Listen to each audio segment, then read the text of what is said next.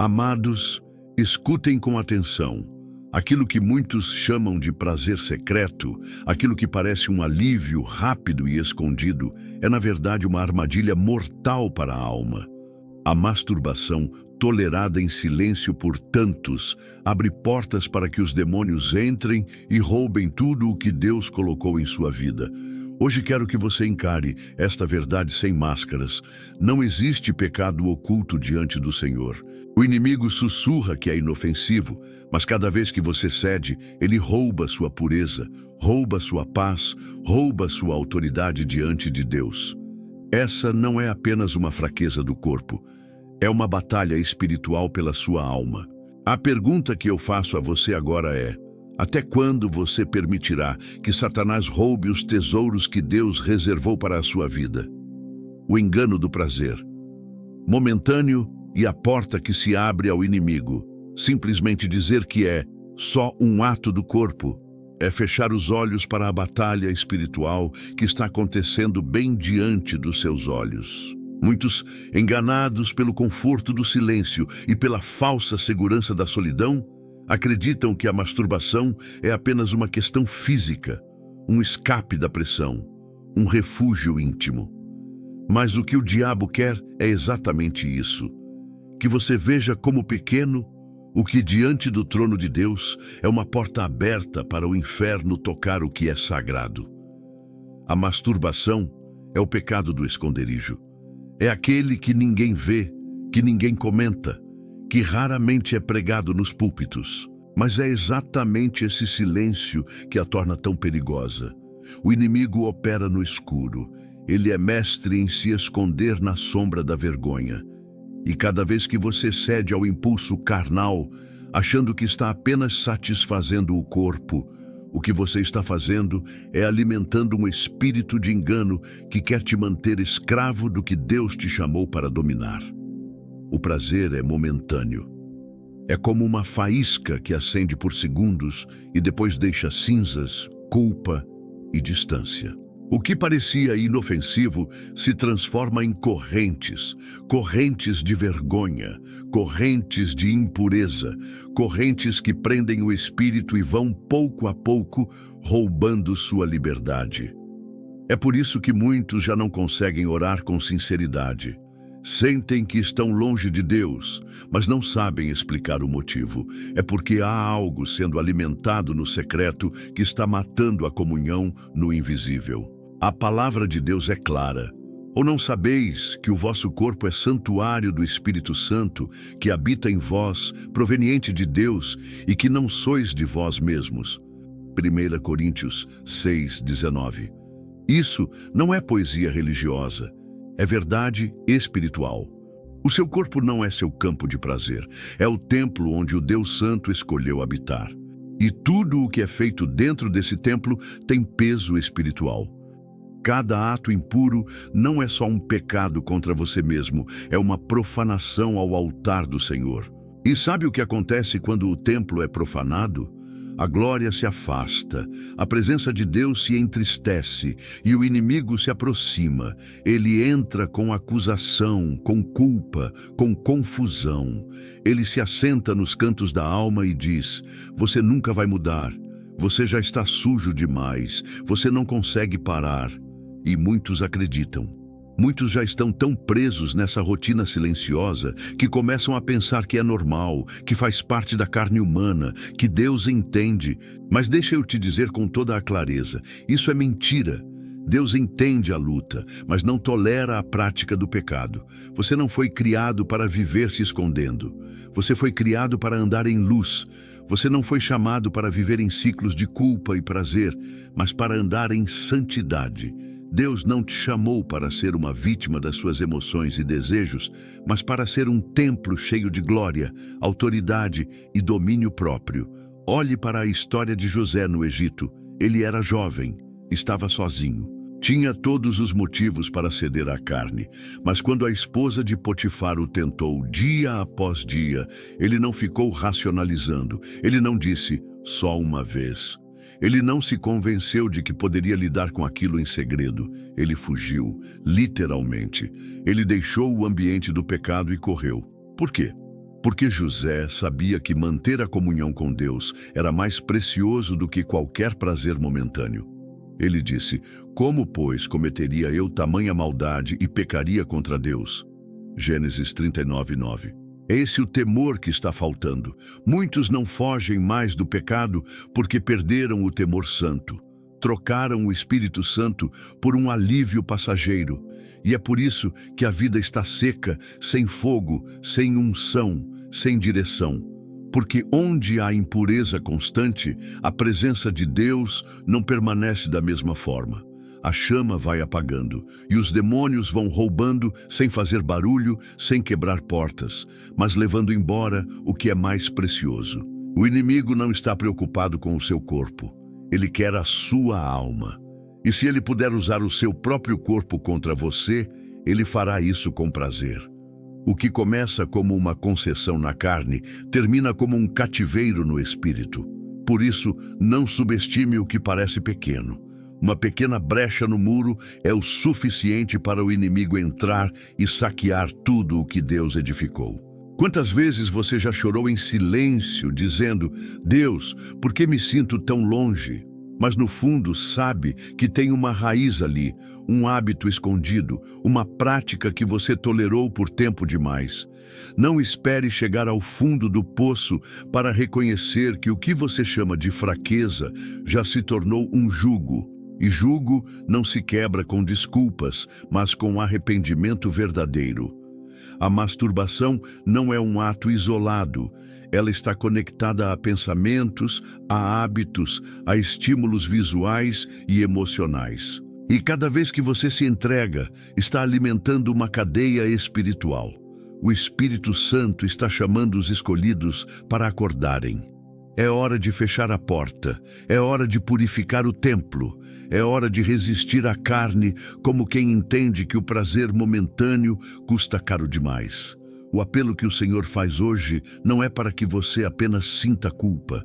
A culpa paralisa, mas o arrependimento liberta. Deus está te chamando para romper com esse ciclo, para entender que o que você faz no secreto define o que você carrega em público. Não há poder na oração de quem vive em pecado escondido. Não há autoridade no altar de quem alimenta o que destrói a alma. Mas há redenção, há poder, há sangue, há cruz. E a libertação para aquele que decide hoje fechar a porta que um dia abriu ao inimigo. Este é o tempo, esta é a hora. Não por força, nem por emoção, mas pela decisão de dizer: eu não vou mais me curvar a isso. José fugiu, Davi caiu. Mas você pode escolher o caminho da obediência hoje. Você pode dizer: Senhor, limpa o teu templo, quebra essa corrente, restaura a tua presença em mim. Não se acomode ao cativeiro, lute pela santidade, ela é sua herança, e o céu está pronto para te fortalecer.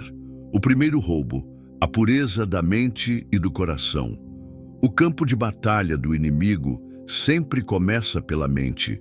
Antes de tomar o corpo, antes de ferir o espírito, ele lança setas nos pensamentos. E quando um homem escolhido de Deus cede à masturbação, o primeiro roubo que sofre é invisível: a pureza da mente e do coração. A mente, que deveria ser santa, guiada pela palavra, passa a ser alimentada por fantasias e imagens que não vêm do céu, mas do inferno. E quanto mais esses pensamentos crescem, mais difícil se torna ouvir a voz do Espírito. Romanos 12:2 nos chama a não nos conformarmos com este mundo, mas a sermos transformados pela renovação da mente.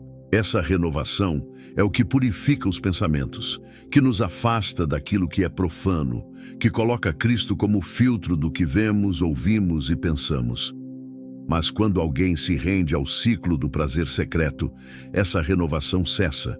A mente se enche de impureza e os olhos passam a desejar aquilo que Deus rejeita.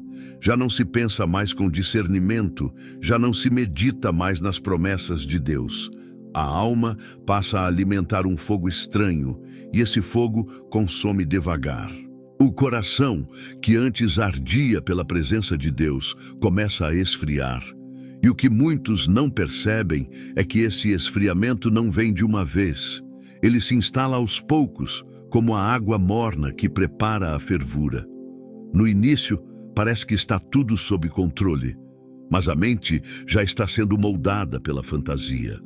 A santidade interior se deteriora silenciosamente, como o ouro que perde o brilho sob a poeira do pecado. O diabo sempre usará a imaginação como ferramenta de destruição. Ele sabe que o que o homem alimenta nos pensamentos, ele desejará no corpo.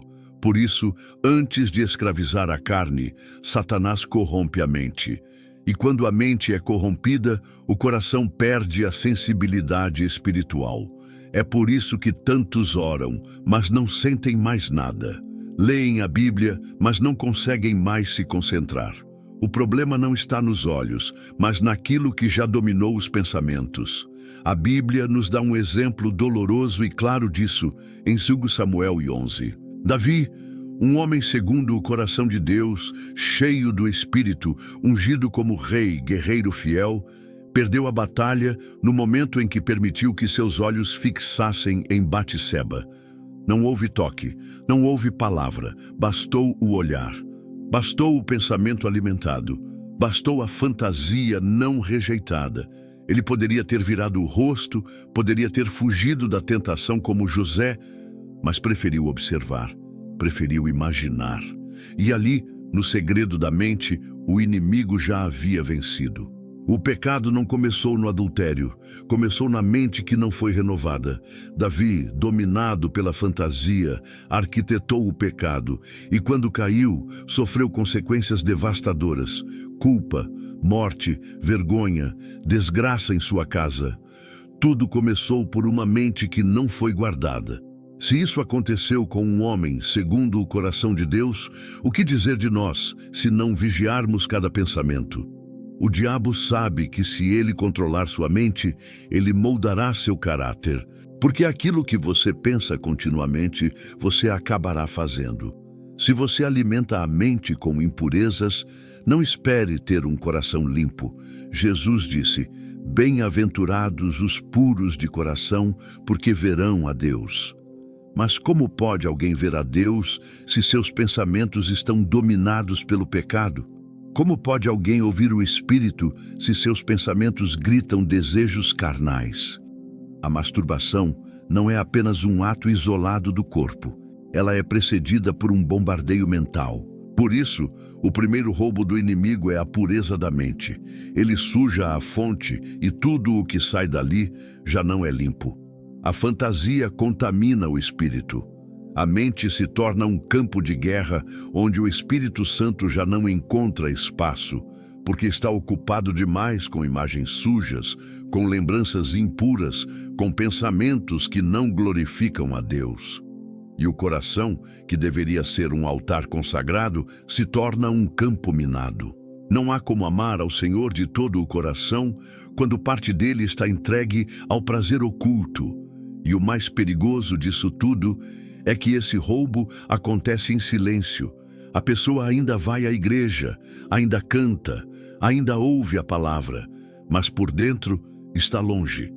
Por dentro está quebrado. Por dentro está escurecido. Muitos hoje vivem com a mente em cativeiro e nem percebem. Tentam vencer o pecado com força própria, mas se esquecem de que a vitória começa com o que se permite pensar. Se você quer ser livre, precisa começar limpando a mente com a palavra. Não se vence o pecado escondido apenas tentando parar. É preciso renovar a mente todos os dias. É preciso rejeitar a fantasia e alimentar-se da verdade. A palavra de Deus é a espada do Espírito. É com ela que os pensamentos impuros são derrotados. Não há neutralidade na mente. Ou você enche de luz, ou será dominado pelas trevas. Ou você pensa nas coisas do alto, ou será escravo das tentações do mundo. Não há meio termo. O diabo sabe disso. Por isso, ele rouba primeiro a pureza da mente, para depois roubar tudo o que vem em seguida. Quando você se permite alimentar essas imagens, você está entregando sua mente ao controle do inimigo. E se ele controla seus pensamentos, logo controlará as suas ações. Por isso, o chamado de Deus hoje é: limpe sua mente. Fuja da fantasia. Rejeite os pensamentos impuros, como quem rejeita o veneno. Não brinque com eles. Não converse com eles. Não os aceite. Fuja. Corra. Grite se for preciso, mas não ceda. O coração precisa estar limpo para ouvir Deus. A mente precisa estar consagrada para discernir o que é bom. Não aceite menos do que isso. O primeiro roubo pode parecer pequeno, mas é o mais mortal. Porque a mente corrompida prepara o caminho para tudo o mais que o inimigo deseja destruir. O segundo roubo, a autoridade espiritual. Um dos maiores perigos do pecado secreto é que ele rouba algo que não pode ser visto a olho nu, mas cuja ausência se torna evidente com o tempo. A autoridade espiritual. A autoridade não é conquistada com palavras bonitas, nem com aparência de piedade. A autoridade verdadeira vem de uma vida rendida, separada e limpa diante de Deus. E o inimigo sabe disso. Ele não teme gritos, não teme gestos religiosos, não recua diante de discursos. O que o afugenta é a autoridade que emana de uma vida santa. O cristão que vive preso à masturbação, mesmo que escondido dos homens, perde essa autoridade diante do mundo espiritual. A oração se torna fraca, a voz perde peso, a presença de Deus parece distante.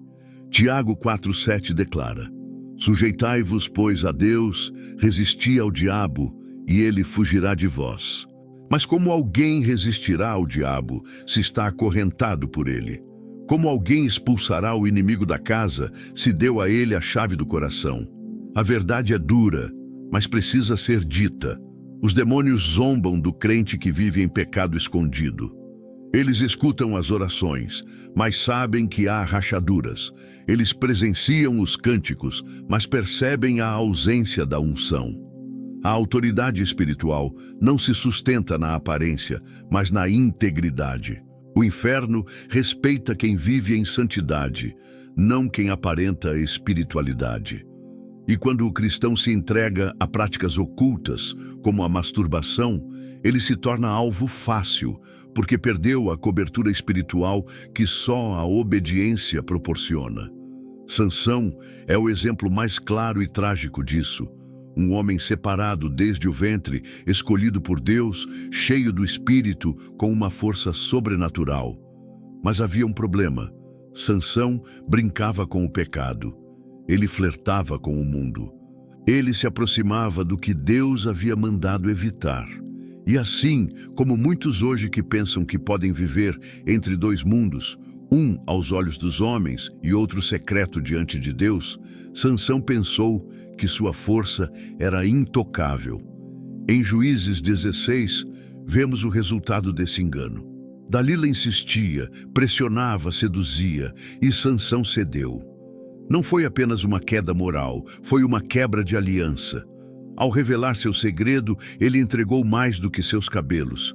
Entregou a presença que o sustentava. Quando os inimigos vieram, ele tentou reagir como antes, mas algo havia mudado. E ele não sabia que o Senhor já se havia retirado dele. Juízes 16:20. Essa é uma das frases mais assustadoras da Bíblia. O homem que outrora derrubava exércitos com as mãos, agora estava sozinho, fraco, cego, humilhado. E tudo começou com uma brecha, uma entrega à carne, um prazer momentâneo, um pacto quebrado. O mesmo acontece hoje. Muitos pensam que ainda têm a unção, que ainda têm a presença, mas não percebem que estão operando apenas por inércia. Continuam falando de Deus, mas já não falam com Deus. Continuam cantando, mas já não adoram. Continuam orando, mas já não tocam os céus. A autoridade espiritual não pode coexistir com o pecado alimentado. Quando há pecado escondido, o espírito se entristece e a autoridade se esvai. A oração se torna mecânica, o jejum se torna rotina, e a vida espiritual se transforma em fachada. E isso é tudo o que o diabo quer. Um cristão que parece, mas não é. Um crente sem poder, sem fogo, sem influência. Um soldado desarmado. É por isso que tantos vivem cansados espiritualmente, porque tentam lutar contra o inferno sem as armas do espírito. Mas como empunhar uma espada quando se está com as mãos sujas? Como clamar por libertação quando se está preso por dentro? Como expulsar demônios se há demônios alojados no segredo da mente e da carne? A masturbação pode parecer algo pequeno, mas diante do mundo espiritual, ela representa um ponto de vulnerabilidade, um terreno ocupado, um lugar onde a luz já não brilha com intensidade, e isso compromete tudo, porque a autoridade espiritual não é apenas para expulsar demônios, mas para viver em liberdade, influenciar outros, carregar a presença de Deus onde estiver. Sem ela, a vida cristã se torna pesada, vazia, sem fruto. É como uma lâmpada desconectada da fonte. Pode ter formato, pode ter estrutura, mas não ilumina. Deus nos chama à obediência porque sabe que é nela que está a nossa força. Quando o inimigo vê um crente de joelhos, com vida limpa, ele recua. Quando vê alguém rendido, sem brechas, ele foge. Mas quando vê um crente em pecado, ainda que escondido, ele se aproxima, ele se aproveita, ele suga da autoridade espiritual, até que reste apenas religiosidade. Há muitas pessoas hoje que vivem frustradas espiritualmente, não por falta de dons, mas por falta de santidade. Elas oram, mas não veem resultados. Leem a Bíblia, mas não sentem revelação. Ministram, mas não tocam corações. Isso não é normal. Isso é sinal de que a autoridade foi roubada. E quando a autoridade é perdida, a alma fica vulnerável. A casa espiritual fica desprotegida. O inimigo entra e faz morada. Por isso, o alerta é urgente. Não alimente o pecado oculto. Não permita que a masturbação roube sua autoridade. Não aceite viver uma vida cristã apagada, fria, vazia. Deus te chamou para andar em poder, para orar com fervor, para ministrar com unção, para vencer o mal com o bem. Mas isso só é possível se você viver em santidade. O preço é alto? Sim, mas o fruto é eterno. A palavra diz: resisti ao diabo e ele fugirá de vós. Mas antes disso ela diz: sujeitai-vos a Deus. A sujeição a Deus é a base da autoridade espiritual. Sem ela, resistir ao diabo é teatro. Ele só foge de quem está sujeito. Ele só respeita quem está rendido. E a rendição começa no secreto, começa nas escolhas diárias, começa no domínio sobre a carne, começa na recusa ao prazer que o mundo oferece. O diabo não teme quem fala alto, ele teme quem vive limpo. Ele não recua diante de quem conhece a Bíblia, mas diante de quem obedece à Bíblia. Ele não respeita aparências, mas teme a presença. A presença de Deus em você é o que afugenta as trevas. Mas essa presença não habita em meio ao pecado. Se você sente que perdeu a autoridade, saiba que há um caminho de volta. O sangue de Jesus ainda restaura, ainda purifica, ainda devolve o que foi roubado. Mas é preciso decisão, é preciso arrependimento sincero. É preciso romper com aquilo que está consumindo sua força espiritual, porque enquanto houver brecha, haverá roubo. E enquanto houver roubo, não haverá autoridade. O terceiro e o quarto roubo: a paz da alma e a alegria do espírito. O prazer passageiro promete alívio, mas entrega tormento. Essa é a estratégia do inimigo. Oferecer um momento de satisfação para, em seguida, lançar a alma em um abismo de culpa e vergonha. O que começa com um impulso termina com um peso no espírito. E quando a alma está sob esse peso, dois dos maiores presentes de Deus começam a ser arrancados: a paz e a alegria. A paz da alma é algo que não se pode fingir. Ela é a brisa silenciosa que sopra mesmo nos dias difíceis. É a segurança interna de que, independentemente do que aconteça por fora, por dentro está tudo bem entre você e Deus. Mas a masturbação, alimentada no segredo, rouba essa paz com violência. Porque, após o prazer, vem a acusação. Após o alívio, vem o desconforto. Após o clímax carnal, vem o silêncio da alma. O inimigo sussurra antes: vai ser bom, você merece. Mas depois ele grita: você é sujo, você é indigno, Deus não te ouve mais. É assim que ele trabalha. Ele oferece e acusa, ele incentiva e condena, ele conduz até o pecado e depois se apresenta como o promotor da culpa. A alma que antes era morada de paz se torna campo de inquietação. O coração passa a ser corroído por pensamentos como: eu nunca vou conseguir vencer isso. Deus deve estar decepcionado comigo. Talvez seja melhor parar de orar, parar de tentar. E quando a paz se vai, tudo se desequilibra. A mente se torna ansiosa. O coração perde o descanso. A vida espiritual se torna pesada. A comunhão com Deus passa a parecer uma obrigação e não um prazer. Isso porque o pecado, mesmo que escondido, contamina toda a estrutura da alma. E o que o diabo deseja é exatamente isso. Um cristão cansado de tentar, desanimado em crer, esgotado por lutar sozinho. Ele sabe que quando a paz é arrancada, a fé começa a enfraquecer. E logo após roubar a paz, ele rouba a alegria do espírito. A alegria do espírito não é aquela alegria passageira que o mundo oferece. Não é riso vazio, não é estímulo externo. É uma alegria profunda que nasce da presença de Deus. É o que Davi conhecia quando dizia: torna a dar-me a alegria da tua salvação. Salmo 51, 12. Ele sabia o que era ter a alma regozijando diante de Deus. E sabia também o que era perdê-la por causa do pecado. A masturbação, ao se tornar prática recorrente, mata a alegria do espírito. Aos poucos, a pessoa começa a evitar louvores. A Bíblia já não parece tão viva. A oração já não flui com naturalidade. Os cultos perdem o brilho. O envolvimento com as coisas de Deus diminui. Não porque a pessoa se rebelou contra o Senhor, mas porque dentro dela há um peso que sufoca. A alegria desaparece e a alma se torna desértica. Esse é o quarto roubo, tão silencioso quanto devastador. A alegria do espírito é o combustível da jornada cristã. É ela que mantém o coração inflamado. É ela que nos faz suportar provações com fé. É ela que transforma lágrimas em força. Sem alegria espiritual, tudo se torna esforço, tudo se torna sacrifício. O relacionamento com Deus passa a ser como um casamento sem amor, cheio de obrigações, mas vazio de paixão. O exemplo mais claro disso está em Gênesis 3. Adão e Eva viviam em plena paz com Deus. Todos os dias, o Senhor passeava com eles no jardim. Havia harmonia, havia comunhão, havia alegria. Mas bastou um pecado para tudo mudar.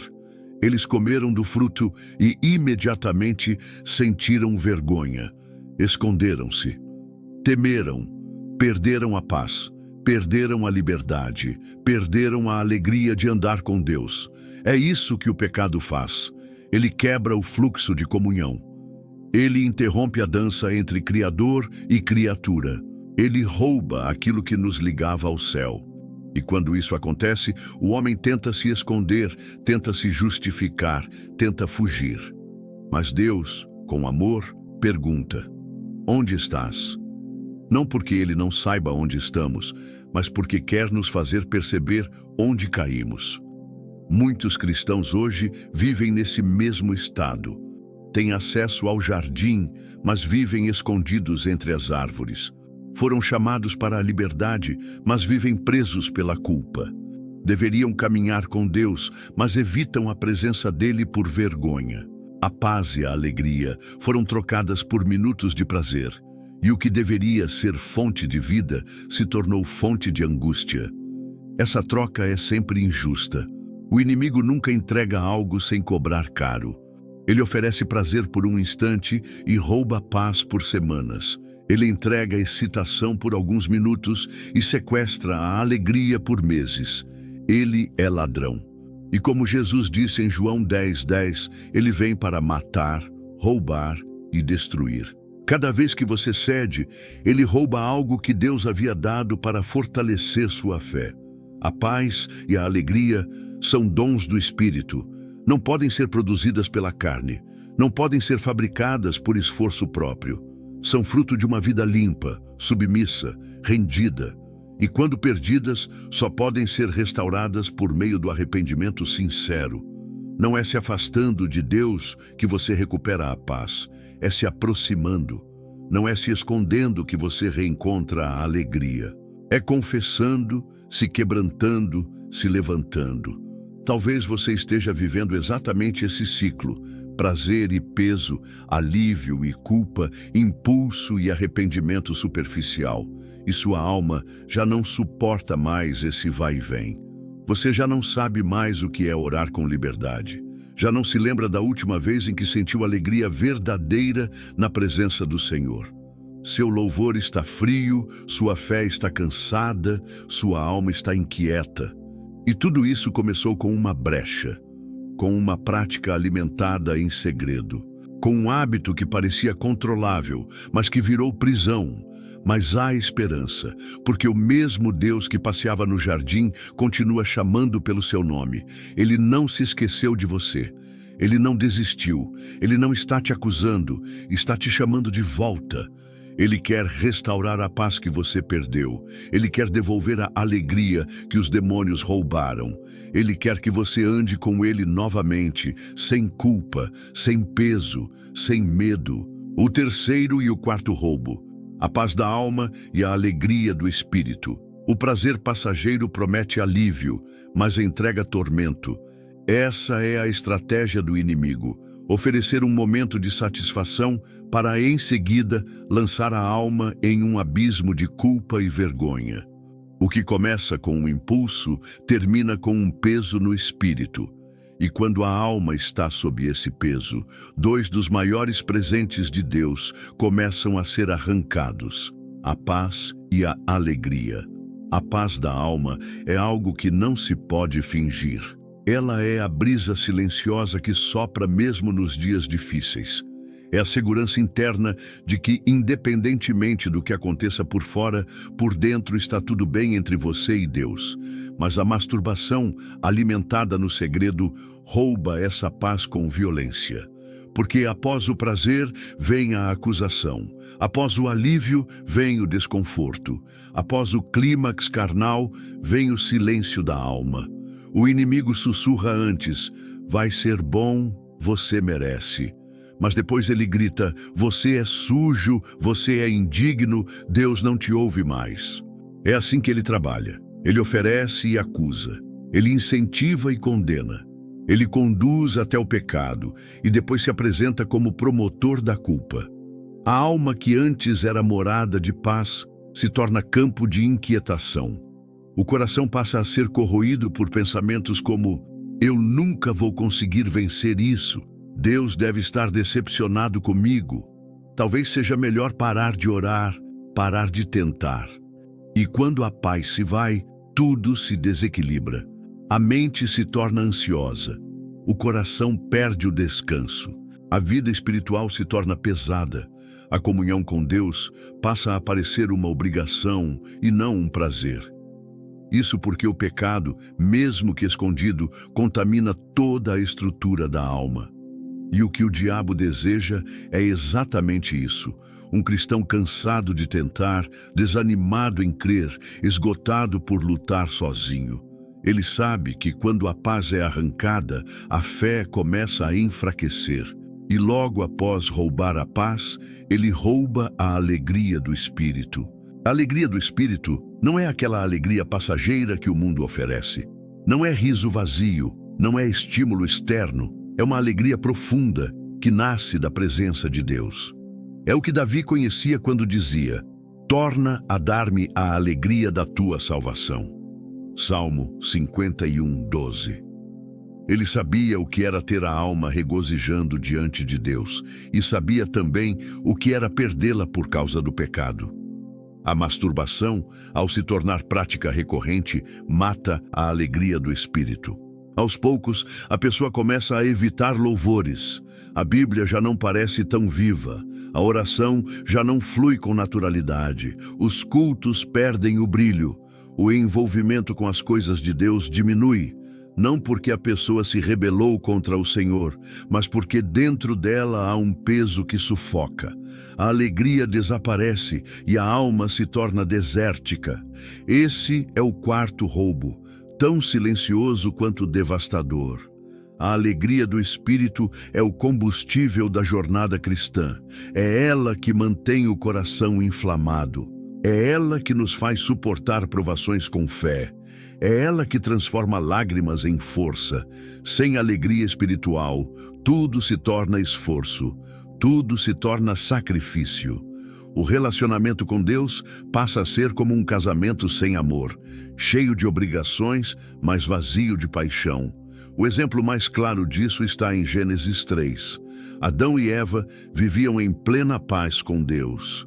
Todos os dias, o Senhor passeava com eles no jardim. Havia harmonia, havia comunhão, havia alegria.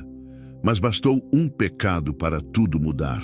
Eles comeram do fruto e imediatamente sentiram vergonha.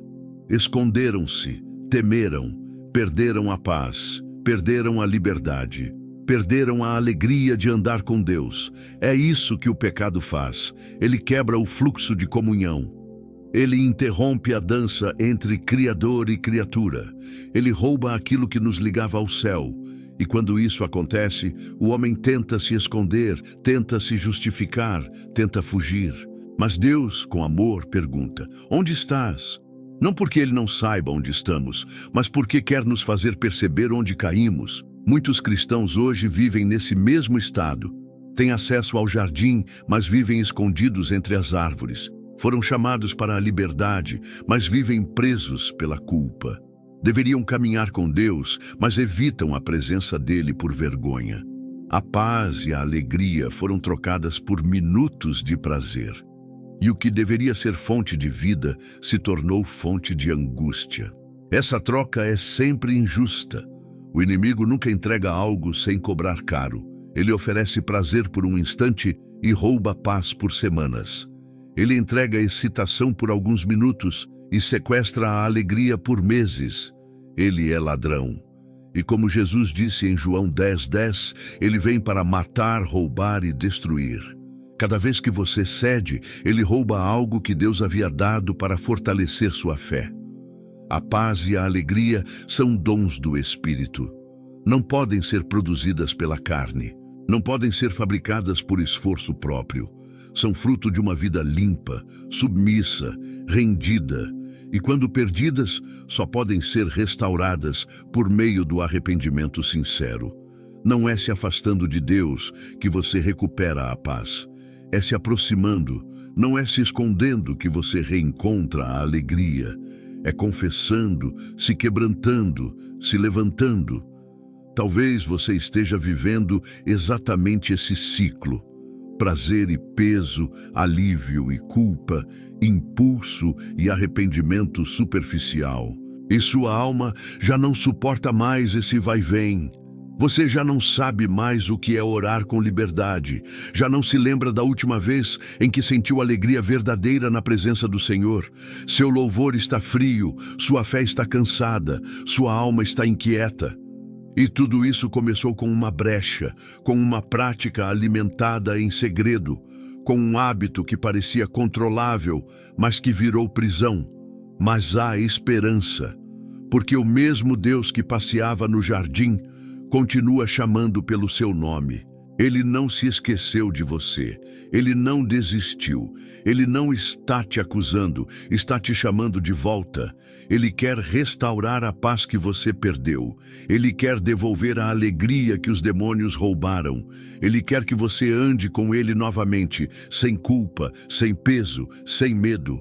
O quinto roubo, o futuro e o propósito de Deus. O que o inimigo mais teme não é o seu passado, mas o seu futuro.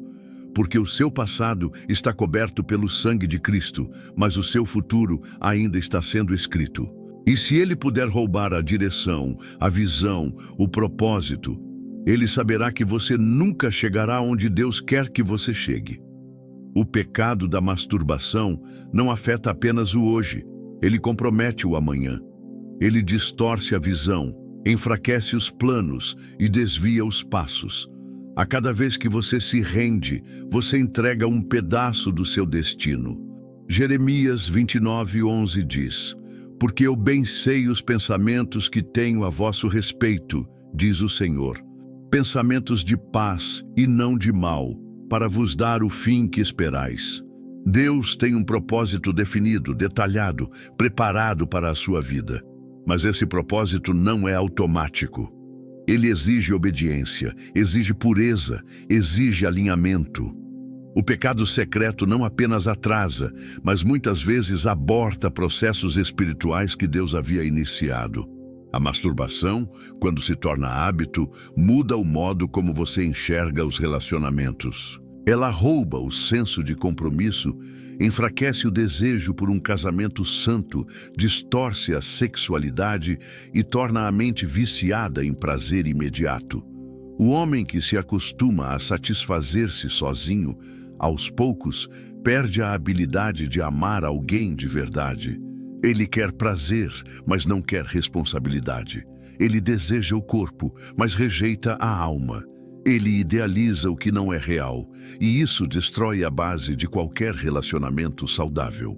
Quantos estão orando por um cônjuge, mas não percebem que o hábito secreto tem contaminado a visão?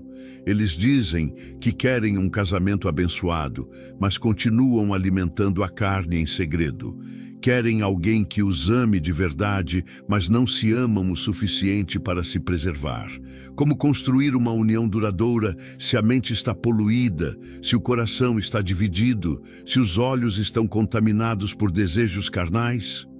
Além disso, a masturbação afeta diretamente o chamado ministerial. Porque quem se rende constantemente ao pecado vive se escondendo de Deus. E quem vive se escondendo não tem coragem para se levantar com autoridade. O chamado exige postura, exige firmeza, exige uma vida transparente. E o inimigo sabe que, se conseguir manter o escolhido em constante queda, ele impedirá que esse mesmo escolhido assuma o lugar que Deus preparou para ele. Sansão foi chamado para libertar Israel, mas acabou preso, cego e humilhado. E tudo isso porque não soube vencer o prazer imediato.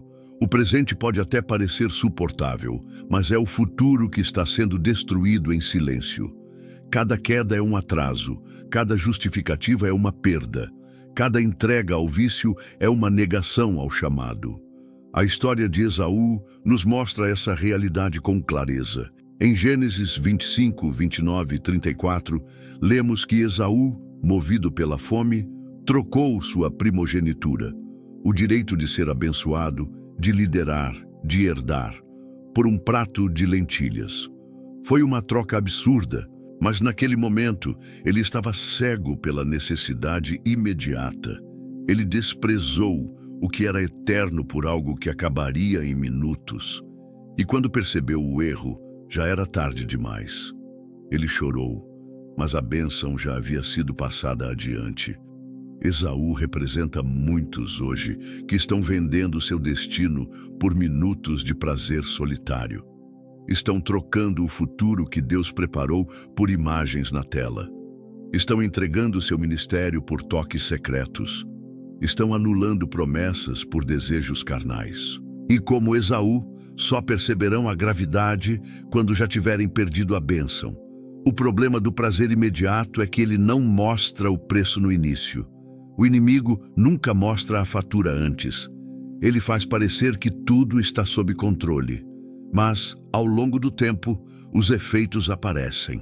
A frieza espiritual se instala, a motivação desaparece, a sensibilidade à voz de Deus diminui, e o coração já não sonha mais com os planos do céu. Tudo se resume ao agora, ao que satisfaz, ao que traz alívio momentâneo. O futuro é o maior alvo do inimigo, porque ele sabe que se você chegar lá, muitas vidas serão impactadas. Muitos serão libertos por sua vida. Famílias serão restauradas. Igrejas serão edificadas. Ele sabe que seu chamado tem peso eterno. E por isso, ele luta para te prender hoje, para que você não caminhe para o amanhã. A masturbação não é um pecado isolado. Ela é parte de uma cadeia de sabotagens espirituais. Ela mina a fé, enfraquece o espírito, rouba o foco, contamina a alma. E com o tempo, vai apagando o brilho do propósito de Deus na vida do crente. O que antes era um sonho se torna uma lembrança. O que antes era uma promessa se torna uma dúvida. E assim, o inimigo vai anulando o futuro dos escolhidos. Mas o Espírito Santo continua chamando. Ele continua alertando. Ele continua dizendo: volta, ainda há tempo. Eu posso restaurar. Mas é preciso decisão. É preciso cortar o mal pela raiz. É preciso entender que a vida com Deus exige renúncia. Não há como viver os propósitos do céu alimentando os prazeres da carne. Não há como ser instrumento de Deus carregando segredos sujos no coração. Você precisa fazer uma escolha. Ou você continua trocando o seu futuro por migalhas de prazer. Ou você rompe hoje com esse ciclo e decide viver tudo o que Deus preparou. Não dá mais para andar dividido. Não dá mais para dizer: Senhor, eis-me aqui, com as mãos sujas. Não dá mais para falar em promessas enquanto vive em prisões. Deus quer te levantar. Deus quer te usar. Deus quer te restaurar. Mas Ele não força ninguém. Ele chama, Ele convida, Ele exorta. E hoje Ele está dizendo: eu tenho planos de paz, de esperança, de futuro, mas você precisa voltar para o caminho. Não troque sua primogenitura por lentilhas. Não troque seu destino por minutos de prazer.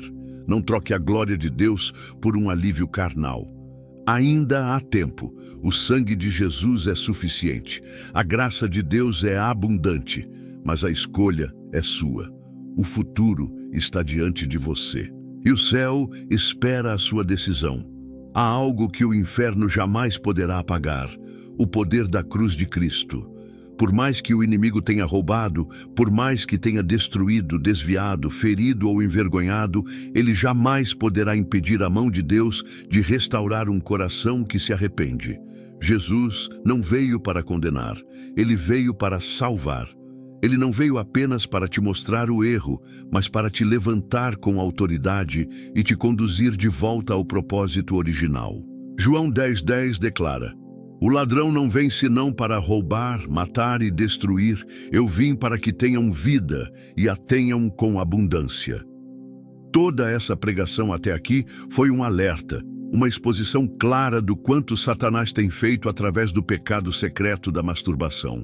Mas agora é hora de olhar para a cruz. Agora é o momento de ouvir a voz do Salvador que te chama de volta.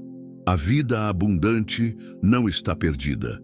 A autoridade espiritual não está encerrada. A pureza, a paz, a alegria e o propósito ainda podem ser restaurados. Mas é necessário romper. É preciso dizer um basta. O arrependimento verdadeiro não é apenas um sentimento de culpa. É uma decisão de romper, mudar de direção e se lançar nos braços do Pai. O arrependimento não é chorar, é mudar. É renunciar àquilo que tem destruído a comunhão com Deus. É olhar para o prazer momentâneo e dizer: você não terá mais domínio sobre mim. O Espírito Santo ainda está pronto para te levantar. Ele ainda unge, ainda liberta, ainda purifica. Mas ele precisa de rendição. Ele age onde há entrega. Ele transforma onde há sinceridade. E o primeiro passo para a libertação é parar de negociar com o pecado. É parar de tentar justificar o injustificável. É parar de brincar com aquilo que está matando sua vida espiritual. Há um poder disponível para os que desejam romper com o ciclo. Não é na força do braço. Não é com técnicas humanas. É pelo sangue de Jesus. É pelo poder do Espírito. É por meio da cruz. A cruz não é apenas símbolo de fé, é ferramenta de morte. Ali o velho homem morre. Ali os desejos carnais são crucificados. Ali o pecado é derrotado. Você não precisa mais viver em escravidão. Você não precisa mais ceder, nem esconder, nem fugir. A cruz é o lugar onde tudo o que te prende é vencido. Mas não se trata apenas de ser liberto, trata-se de ser restaurado. O Pai não quer apenas que você pare de cair. Ele quer devolver aquilo que o inimigo roubou. Ele quer restaurar sua paz, reacender sua alegria, limpar sua mente, renovar sua autoridade e te reconectar ao propósito eterno. Mas isso só acontece quando você volta com o coração quebrantado. Em Lucas 15, Jesus conta a história do filho pródigo. Ele havia recebido tudo do pai: posição, recursos, identidade. Mas, movido por desejos, decidiu se afastar. Viveu dissolutamente, gastou tudo com prazeres. E quando se viu entre os porcos, desejando comer a comida deles, lembrou-se da casa de onde nunca deveria ter saído. Ali, naquela lama, ele decidiu voltar. E quando voltou, o pai não o rejeitou. Não lançou seu passado no rosto. Não o envergonhou. O pai correu ao seu encontro, o abraçou, o vestiu com roupas novas, colocou um anel em seu dedo e o recebeu de volta como filho. Essa é a imagem do céu quando um escolhido decide romper com o pecado e voltar. O pai não está com a pedra na mão. Ele está com os braços abertos. O Espírito Santo não está gritando sua culpa. Ele está sussurrando: volta, ainda dá tempo. O sangue de Jesus não foi derramado por pessoas perfeitas, mas por pessoas dispostas a se levantar. Talvez você esteja agora entre os porcos. Talvez esteja cansado de cair, de tentar, de esconder. Talvez sua mente esteja confusa, sua alma aflita, seu coração dividido. Mas eu te digo, há uma saída, há uma esperança, há um caminho. E esse caminho tem nome: Jesus Cristo. Ele é o libertador, Ele é o restaurador. Ele é o único que pode fazer nova todas as coisas. Mas é preciso decisão. Deus não fará por você o que você se recusa a fazer. O céu não se move em cima da indecisão. É hora de romper. É hora de escolher. É hora de dar o passo que mudará sua história. Você foi chamado para ser santo, para ser cheio do Espírito, para viver em autoridade, para cumprir um propósito eterno. Não entregue isso por mais um ciclo de pecado. A libertação está ao alcance. E restauração é real, mas exige arrependimento, exige oração, exige disciplina. Você vai precisar fechar portas, vai precisar dizer não, vai precisar vigiar seus pensamentos, controlar seus olhos, fugir da tentação. Mas você não estará sozinho. O mesmo Espírito que ressuscitou Jesus dos mortos habita em você, e ele te capacita a vencer.